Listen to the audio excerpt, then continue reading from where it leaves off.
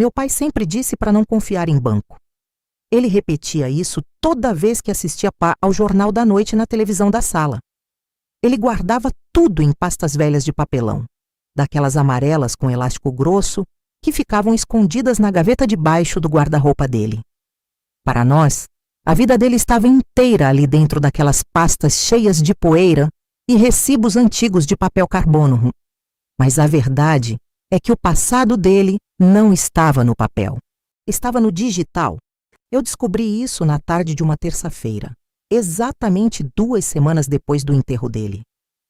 Minha mãe estava deitada no quarto dela, dopada pelos remédios que o médico passou para ela conseguir passar pelas primeiras semanas de luto. Eu estava sozinha no antigo escritório dele, tentando organizar os documentos para o inventário que o advogado do cartório tinha pedido. O quarto ainda tinha o cheiro do perfume dele, uma mistura de colônia barata com o tabaco do cigarro de palha que ele insistia em fumar nos fins de semana. Eu olhei para o canto da mesa e vi o notebook dele. Era um aparelho velho, cinza, com as bordas descascadas pelo uso. Meu pai usava aquilo apenas para ver notícias de fazenda e checar o preço do gado na região. Pelo menos era o que a gente achava. Quando eu apertei o botão para ligar, a tela não pediu senha.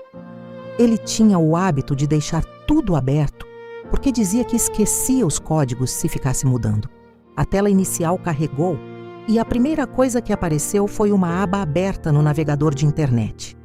Era a página de uma fintech, um desses bancos modernos que não possuem agência física e que resolvem tudo pelo celular. Na parte superior da tela, estava escrito o nome completo dele e logo abaixo, o saldo da conta. Eu pisquei os olhos várias vezes achando que estava enxergando errado. O saldo mostrava mais de R$250 mil guardados em uma aplicação de liquidez diária. Aquilo não fazia o menor sentido. Meu pai era um homem simples, um caminhoneiro aposentado que vivia reclamando do preço da carne no mercado e que controlava cada centavo que minha mãe gastava na feira de sábado. De onde tinha vindo aquele dinheiro todo? Eu comecei a tremer. Senti um suor frio escorrer pelas minhas costas enquanto minhas mãos seguravam as bordas da mesa de madeira. Minha mente começou a correr em busca de respostas lógicas. Será que era uma herança antiga de família que ele nunca nos contou? Será que ele tinha vendido algum terreno escondido no interior do estado? Eu cliquei na opção de ver o extrato completo dos últimos 12 meses. Foi ali que meu coração errou a batida de verdade. Não eram apenas os R$250 mil parados. O que me chamou a atenção foram as saídas. Todo dia 10 de cada mês, sem falta, saíam piques no valor exato de R$4 mil. O destino da transferência era sempre o mesmo nome: Neuza Maria dos Santos. Eu nunca tinha ouvido aquele nome na minha vida inteira. Neuza Maria dos Santos. Não era o nome de nenhuma tia, nenhuma prima, nenhuma vizinha da nossa rua, ou conhecida da igreja que minha mãe frequentava. Eu peguei o meu próprio celular e abri o WhatsApp. Digitei o nome na busca dos nossos grupos de família para ver se alguém já tinha mencionado essa mulher. Nada. 0 resultados. Eu voltei para a tela do notebook e cliquei nos detalhes de um dos comprovantes de piques. Ali estava a chave do banco da mulher, o número do cadastro de pessoas físicas dela, com aqueles 3 primeiros dígitos escondidos por asteriscos, e o nome da instituição bancária dela, que ficava em uma cidadezinha bem pequena no interior do estado, a quase 300 quilômetros de onde a gente morava. Aquelas transferências de R$4 mil aconteciam há mais de 5 anos. Eu fiz as contas rapidamente de cabeça. Meu pai tinha enviado uma pequena fortuna para essa mulher ao longo dos últimos tempos, enquanto dentro de casa ele controlava até o tempo que eu e minha mãe ficávamos no banho para economizar na conta de energia elétrica. Eu comecei a sentir uma raiva profunda misturada com uma angústia que apertava a minha garganta. Aquilo parecia a prova clássica de uma traição, de uma vida dupla que meu pai manteve bem debaixo dos nossos narizes por anos a fio. Como ele conseguia olhar para a minha mãe todas as noites, jantar a comida que ela fazia com tanto carinho, sabendo que estava sustentando uma desconhecida em outra cidade? Eu peguei o celular do meu pai que estava na gaveta da mesa. Era um aparelho antigo, com a tela toda trincada. Eu sabia o desenho do padrão de desbloqueio porque ele sempre me pedia para atualizar o aplicativo do banco tradicional que ele usava para receber a aposentadoria. Desenhei a linha na tela e o aparelho abriu. Fui direto no aplicativo de mensagens verde. Eu precisava achar alguma conversa com essa tal de Neuza. Eu precisava de um prints, de uma mensagem de áudio, de qualquer coisa que me explicasse o que estava acontecendo antes que eu enlouquecesse de vez. Se você estivesse no meu lugar e encontrasse uma conta dessas logo após a perda de um parente, você contaria para sua mãe ou investigaria tudo sozinha primeiro? Deixe sua opinião aqui embaixo nos comentários, porque eu me senti completamente sem rumo naquele dia.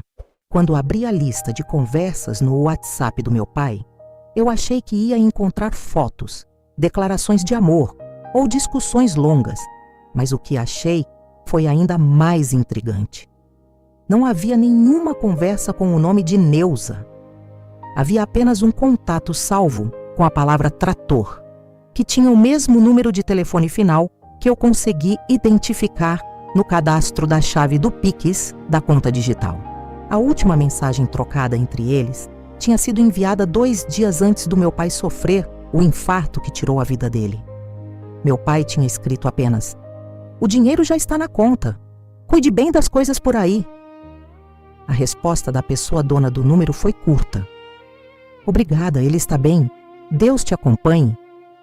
Ele está bem? De quem aquela mulher estava falando? Será que meu pai tinha um filho fora do casamento? Um irmão escondido? Um cúmplice de algum negócio do passado? Eu ouvi o barulho da porta do quarto ao lado se abrindo. Era minha mãe. Ela caminhava arrastando os chinelos de borracha pelo corredor de taco de madeira. Eu fechei rapidamente a tampa do notebook e guardei o celular no bolso da minha calça, antes que ela entrasse no escritório. Ela apareceu na porta com os olhos inchados, segurando um chale de lã cinza em volta dos ombros, apesar do calor que fazia naquela tarde de abril. "Você achou os papéis do imposto de renda, minha filha?" Ela perguntou com a voz fraca, quase sumindo no ar. Eu olhei para o rosto dela, cheio de rugas que contavam a história de 40 anos de um casamento que eu achava que era perfeito. Senti uma pena imensa. Como eu poderia dizer para ela que o homem com quem ela compartilhou a vida inteira tinha um segredo de R$250 mil e enviava dinheiro mensalmente para outra mulher? "Ainda não, mãe. Está tudo meio bagunçado aqui. Vai deitar mais um pouco que eu cuido de tudo", respondi, tentando forçar um tom de voz calmo que eu definitivamente não tinha naquele momento. Ela assentiu com a cabeça, deu meia volta e caminhou de volta para a cozinha para esquentar um pouco de água para o chá. Eu fiquei ali parada no meio do escritório, ouvindo o barulho do acendedor do fogão. Foi naquele momento que eu tomei a decisão. Eu não ia falar nada para ela. Não ainda. Eu ia pegar o carro no dia seguinte e ia até aquela cidade do interior.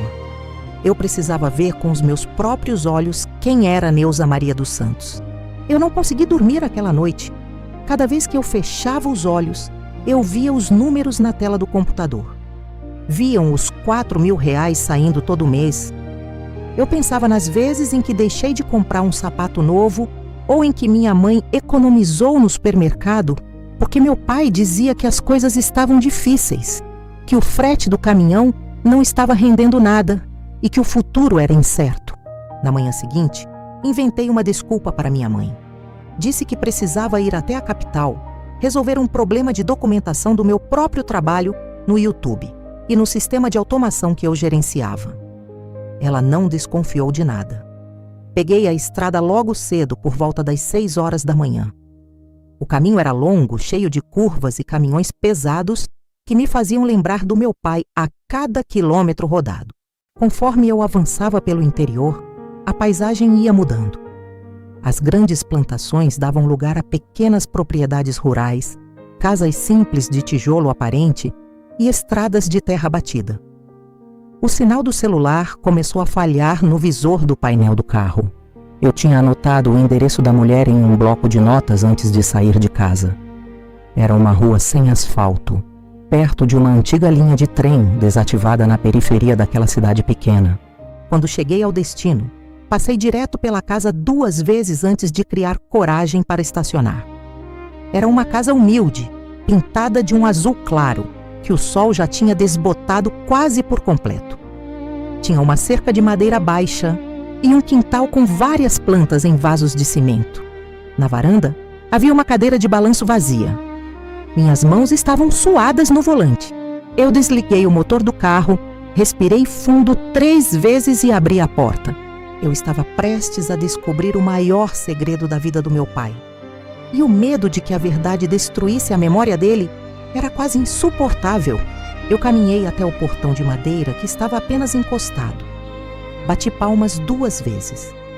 Meu coração parecia uma bateria batendo acelerado dentro do meu peito. Demorou quase 1 minuto até que a porta da frente da casa se abrisse. Uma mulher apareceu. Ela aparentava ter cerca de 52 semanas, ou melhor, 52 anos de idade. Usava um vestido de algodão simples e tinha os cabelos presos em um coque frouxo. No rosto dela não havia maquiagem, apenas marcas de quem trabalhava muito sob o sol.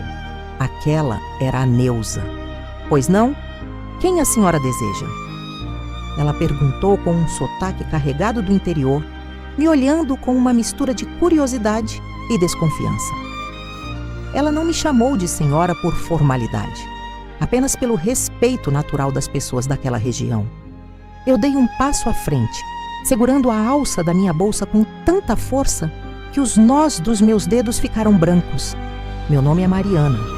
Eu sou filha do Sebastião, disse direta, observando cada milímetro da reação dela. O nome do meu pai funcionou como um choque elétrico. Neuza deu um passo para trás. A mão dela foi direto para a boca e os olhos dela se encheram de lágrimas instantaneamente. Ela não tentou negar. Ela não perguntou que Sebastião era. Ela sabia exatamente quem eu era. Você é a Mariana, ela sussurrou com a voz embargada. O Sebastião falava muito de você. Ele tinha tanto orgulho de você ter estudado na cidade grande. Entra, por favor, a gente precisa conversar. Eu entrei naquela casa, esperando encontrar o cenário de uma traição rica, mas o que vi me deixou completamente confusa. A casa era extremamente limpa, mas muito simples. Não havia luxo nenhum. Na parede da sala, em cima de um móvel de madeira antigo, havia uma foto do meu pai. Mas ele não estava sozinho na foto. Ele estava abraçado com um menino de cerca de 15 anos que tinha um sorriso largo e os mesmos olhos castanhos do meu pai.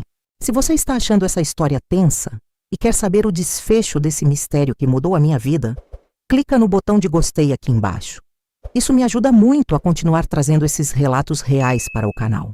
Eu me sentei no sofá de tecido gasto enquanto Neuza ia até a cozinha buscar um copo de água para mim. Meus olhos não saíam daquela foto na parede. O menino na imagem tinha as mesmas feições que meu pai tinha nas fotos de juventude que minha mãe guardava no álbum de casamento. Quando Neuza voltou, ela se sentou na cadeira em frente e começou a chorar baixinho antes mesmo de começar a falar. Eu sei o que você deve estar pensando de mim, Mariana, começou ela, limpando as lágrimas com o canto do vestido. Você acha que eu era a amante do seu pai, que eu destruí a vida de vocês? Mas a história não é essa. Eu nunca fui mulher do Sebastião no sentido que você pensa. Esse menino na foto é o Gabriel. Ele é filho do meu irmão mais novo, que faleceu em um acidente de caminhão junto com o seu pai há quase 15 anos. Eu travei na cadeira. Meu pai tinha sofrido um acidente de caminhão há 15 anos, isso era verdade. Ele sobreviveu por milagre, mas o colega de trabalho dele que estava no banco do carona não resistiu. Nós fomos ao velório do homem na época. Eu me lembrava vagamente disso. O nome do homem era Carlos, irmão da Neuza. O Carlos era o único sustento da nossa família aqui, continuou Neuza com a voz trêmula. Quando ele faleceu, eu fiquei sozinha com o Gabriel, que era apenas um bebê de poucos meses. A mãe dele tinha ido embora logo depois do parto. O seu pai se culpou pelo acidente pelo resto da vida dele. Ele dizia que era ele quem estava no volante e que era obrigação dele garantir que o filho do Carlos tivesse um futuro. Ele jurou no caixão do meu irmão que nunca deixaria o Gabriel passar necessidade. Toda a raiva que eu estava sentindo começou a se transformar em um nó de culpa e espanto na minha barriga. Os R$ 4.000 que saíam todo mês da conta digital não eram para sustentar uma amante. Era a pensão informal que meu pai pagava para criar o filho do melhor amigo dele que faleceu no trabalho. Ele escondeu isso de nós porque sabia que minha mãe nunca aceitaria que ele tirasse dinheiro do orçamento de casa para dar para outra família, mesmo que fosse por uma promessa de honra. Neuza me explicou que meu pai abriu aquela conta digital separada justamente para que minha mãe não visse as movimentações no banco tradicional da cidade. Ele fazia pequenos trabalhos extras, fretes por fora que ele não contava para ninguém e depositava todo esse dinheiro extra direto nessa fintech. Os R$ 250.000 que estavam aplicados eram o fundo que ele tinha guardado para a faculdade do Gabriel. O menino queria estudar engenharia e meu pai queria garantir que ele tivesse como se manter na capital quando chegasse a hora. O Sebastião era um homem de palavra, Mariana, disse Neuza, olhando nos meus olhos. Ele vinha aqui uma vez por ano, trazia presentes para o menino, conversava sobre a escola e ia embora. Ele nunca faltou com um centavo. Quando soube da morte dele pelo rádio, meu mundo caiu. Eu achei que a gente ia ficar desamparado de novo. Mas o que me conforta é saber que o Gabriel já está quase rapaz e que o seu pai cumpriu a promessa dele até o último dia de vida.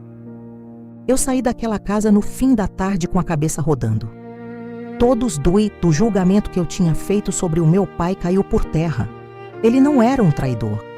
Ele era um homem torturado pela culpa de ter sobrevivido a um acidente que tirou a vida do amigo e que passou os últimos 15 anos da vida dele trabalhando em dobro no silêncio para pagar uma dívida de gratidão e honra que ele achava que tinha. Mas agora eu tinha um problema gigantesco para resolver. Aquele dinheiro todo estava na conta digital dele, que agora faria parte do inventário oficial no cartório. Se o advogado puxasse os extratos para a divisão dos bens, minha mãe descobriria tudo da pior forma possível. Ela veria o nome de Neuza, veria os piques mensais e a memória do meu pai seria manchada para sempre, com a suspeita de uma traição que nunca existiu. Eu precisava achar uma forma jurídica de resolver aquilo sem destruir o coração da minha mãe, que já estava em pedaços.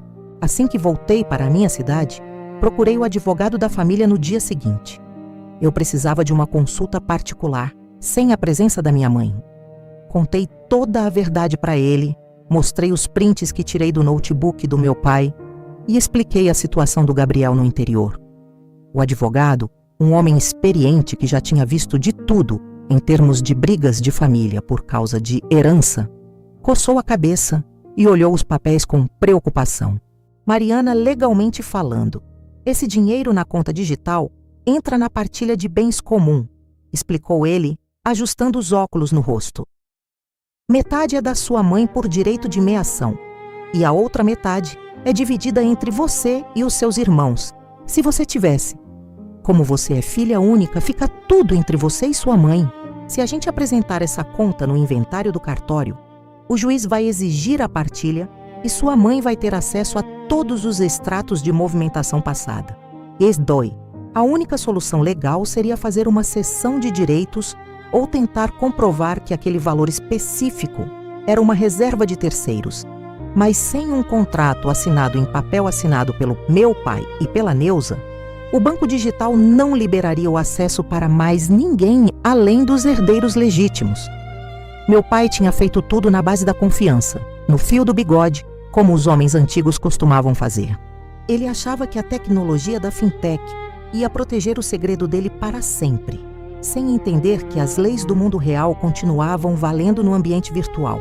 Eu passei as 2 semanas seguintes correndo entre o banco e o cartório. Tentei falar com o suporte da fintech através do aplicativo no celular, mas eles exigiam o alvará judicial assinado pelo juiz do inventário para qualquer movimentação. Eu estava em uma corrida contra o tempo. O processo do inventário estava andando rápido e a qualquer momento a primeira guia de declaração de bens seria emitida para minha mãe assinar. Foi no meio dessa correria burocrática que cometi o erro de deixar uma das pastas amarelas de elástico em cima da mesa da cozinha. Eu tinha colocado ali uma cópia do extrato da Fintech junto com os documentos antigos do caminhão do meu pai.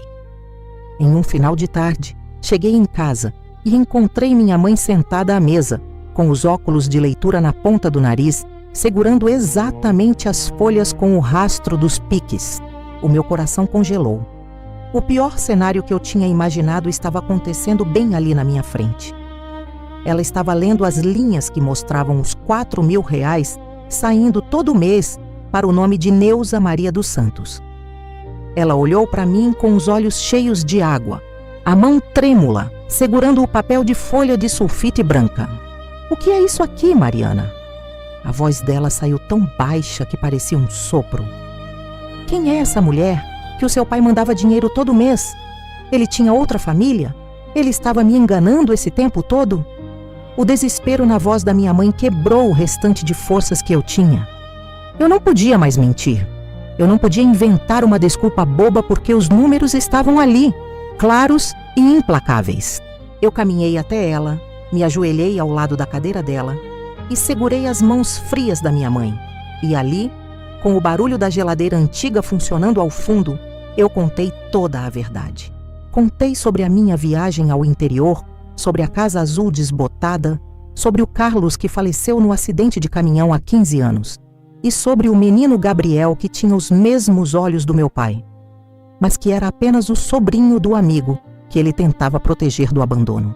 Eu esperava que minha mãe fosse chorar de raiva, que fosse gritar ou que fosse quebrar alguma coisa na cozinha, mas a reação dela me deixou paralisada. Ela escutou tudo sem me interromper uma única vez. Conforme eu ia descrevendo a Neuza e o menino, a expressão de choque no rosto da minha mãe foi se transformando em algo diferente. Uma mistura de alívio com uma tristeza profunda, mas sem nenhuma raiva. Quando terminei de falar, ela soltou um longo suspiro, olhou para o papel na mesa e passou a mão de leve por cima do nome do meu pai que estava impresso no topo da folha. "Eu sabia que tinha alguma coisa, Mariana", disse ela, com a voz agora mais firme. "O Sebastião mudou muito depois daquele acidente. Ele passava noites em claro na varanda, fumando aquele cigarro dele e olhando para o nada. Eu sabia que ele guardava uma culpa muito grande dentro dele. Ele nunca me contou sobre o dinheiro porque sabia que a gente passou muita necessidade logo depois que ele saiu do hospital, e ele tinha medo que eu achasse que ele estava tirando da nossa mesa." Minha mãe olhou para mim e disse algo que me mostrou a verdadeira grandeza do coração dela. "Esse dinheiro que está nessa conta digital não é nosso, minha filha. Se o seu pai trabalhou em dobro para garantir o estudo desse menino, esse dinheiro pertence ao Gabriel. Nós vamos ao cartório amanhã mesmo. Eu não quero um centavo desse valor. Nós vamos dar um jeito de passar tudo para o nome do rapaz, exatamente como o seu pai queria." Eu chorei abraçada com a minha mãe naquela noite. O segredo que eu achei que ia destruir a nossa família acabou nos unindo de uma forma que eu nunca imaginei. A honestidade silenciosa do meu pai e a generosidade da minha mãe mostraram que, acima de qualquer burocracia ou erro de comunicação, existia um respeito profundo entre eles que a tecnologia ou as contas ocultas nunca conseguiriam apagar. No dia seguinte, voltamos ao escritório do advogado. Minha mãe estava firme. Ela assinou um documento de renúncia de direitos sobre aquele saldo específico da Fintech, direcionando a parte dela para o inventário com a condição de que o valor total fosse transferido para uma conta poupança no nome de Gabriel dos Santos, com o usufruto da tia dele, Neuza, até que o menino completasse 18 anos de idade. O advogado trabalhou duro para conseguir que o juiz aceitasse essa manobra dentro do processo de inventário, sem que gerasse impostos excessivos ou suspeitas de fraude. Demorou mais de 3 meses de idas e vindas ao cartório, assinando papéis oficiais, reconhecendo firmas e enviando prints das mensagens do WhatsApp como prova da intenção clara do falecido em vida. Cada passo era uma vitória burocrática contra a frieza dos sistemas automatizados que não entendem as nuances das promessas humanas. Finalmente, no início do mês de maio de 2026, a ordem judicial foi emitida. O juiz determinou a liberação integral do saldo da Fintech para o destino correto. Eu mesma fiz questão de ligar para a Neuza para dar a notícia. Quando ela atendeu o telefone celular do outro lado da linha e ouviu que o dinheiro da faculdade do Gabriel estava garantido por vias legais, ela chorou tanto que mal conseguia falar. Ela me agradeceu e pediu que eu dissesse para minha mãe que ela rezaria por nós todas as noites pelo resto da vida dela. Hoje em dia, o quarto do meu pai já não tem mais aquele cheiro forte de tabaco. Nós doamos as roupas dele para uma instituição de caridade da igreja e guardamos as pastas amarelas de elástico no fundo do armário, não mais como um mistério, mas como parte da nossa história. O notebook velho cinza continua em cima da mesa, mas agora a conta da Fintech está com o saldo zerado, cumprindo a missão para a qual foi criada. Às vezes eu fico pensando em como a vida no ano de 2026 se tornou dependente dessas telas e desses códigos. Um homem passa a vida inteira escondendo suas dores em aplicativos de celular, achando que pode resolver tudo sozinho no silêncio de uma conta digital. Se eu não tivesse tido a curiosidade de ligar aquele aparelho naquela tarde de terça-feira, o dinheiro ficaria esquecido para sempre nos cofres da Fintech. E o filho do amigo do meu pai estaria desamparado hoje em dia. Minha mãe agora passa os finais de tarde na cozinha tomando o chá dela em paz. Nós aprendemos que a verdade pode doer no primeiro momento, mas ela é a única coisa capaz de trazer o descanso real para quem fica. O legado do meu pai não foi o dinheiro, não foram os caminhões ou a casa onde a gente mora. O legado dele foi ter me mostrado que, mesmo cometendo erros e escondendo coisas por medo, a honra de um homem de verdade resiste até mesmo aos registros ocultos da internet. Se essa história tocou o seu coração e te fez pensar sobre a importância das verdades na nossa família, não esquece de se inscrever aqui no canal. Toda semana eu trago relatos reais e profundos, como este, para a gente refletir juntos. Muito obrigada pela sua companhia até aqui e até a próxima história.